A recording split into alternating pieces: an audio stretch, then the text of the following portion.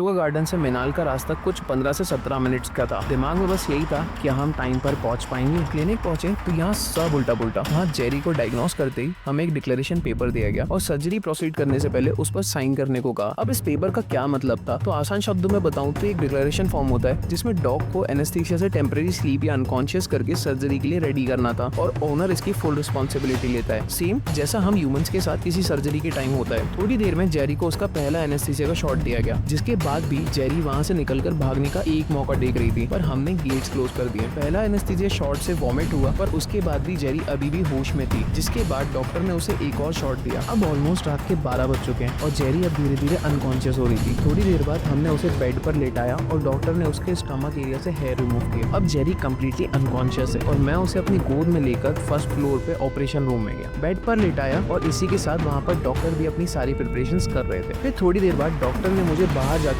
उनके अगले कॉल का वेट करने को कहा। अब मैं काफी डर गया था और ऑपरेशन रूम में मैंने जेरी के सर पर हाथ रखा, एक पल के लिए ऊपर देखा, भगवान इन दोनों को बचा लो, हरे कृष्णा और राधे राधे चैंट करने लगा। अब क्या हम जेरी और उसके बेबी को बचा पाएंगे? मैं काफी देर से प्यासा था। इन सब के बीच में अपनी प्यास पर ध्यान ही नहीं दे पा रहा था। रूम के अंदर ऑपरेशन चल रहा था और मैं अंकु दी को रुकने का बोलकर पानी ढूंढने के लिए बाहर निकला। लेट नाइट होने की वजह से सारी शॉप्स बंद हो चुकी थी। मैं थोड़ा और आगे बढ़ा ही था कि अंकु दी का कॉल आया, जल्दी अंदर आ, डॉक्टर तेरे को बुला रहे हैं। मैं वापस क्लिनिक की ओर दौड़ा और ऊपर पहुंचते ही वेट ने पपी मेरे हाथ में दे दिया और मैं उसे लेकर सीधा बिना टाइम गवाए नीचे पहुंचा और कॉटन से उसे क्लीन और रब करने लगा। तब पपी बिल्कुल शांत था, सांसें भी नहीं ले पा रहा था। मैंने साफ किया, रब किया और सीपीआर भी किया। एमनियोटिक सैक से कवर्ड और लंबे टाइम तक पेट में रहने से पपी का ब्लड सर्कुलेशन रुकने लगा था और अब वो ब्रीथ भी नहीं कर पा रहा था। उसकी पूरी बॉडी ब्लू हो गई थी। मैंने बिना टाइम वेस्ट किए बस क्लीन और रब करता गया। बॉडी में पानी होने के कारण भी पपी ब्रीथ नहीं कर पा रहा था। कॉटन से बार बार नोज और जॉस को क्लियर करता रहा,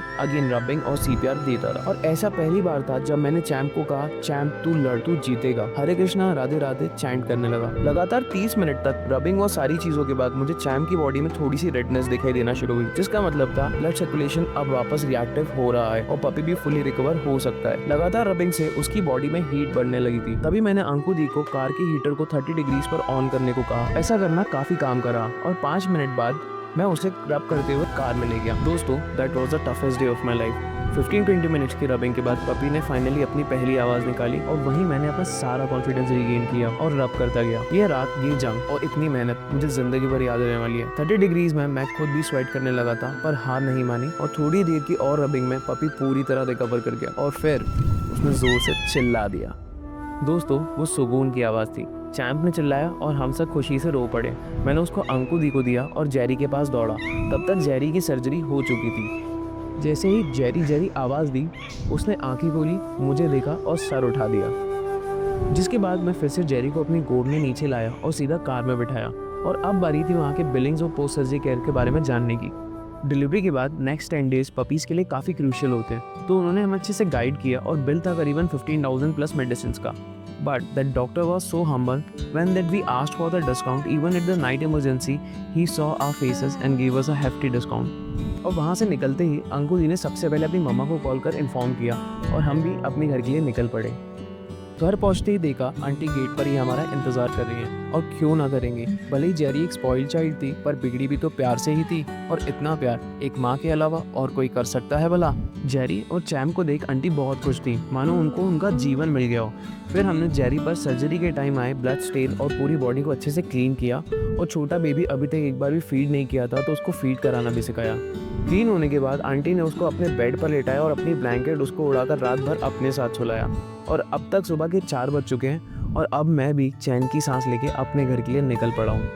अब आपका एक सवाल ज़रूर होगा, क्या चैम्प अभी भी ठीक है? मगर उससे पहले अगर आपको डॉग प्रेगनेंसी पर एक डिटेल वीडियो चाहिए तो प्लीज़ हमें सब्सक्राइब करें। हम जल्दी ही प्रेगनेंसी पर एक डिटेल वीडियो आपके लिए लाने वाले हैं। अब बात करते हैं चैम्प की। तो चैम्प और जेरी दोनों ही एकदम हेल्दी हैं। साथ ही जेरी उसी सर्जरी के साथ ही स्पेड भी हो चुकी है, तो जेरी के साथ अब कोई एक्सीडेंटल प्रेगनेंसी का चांस भी नहीं रहा।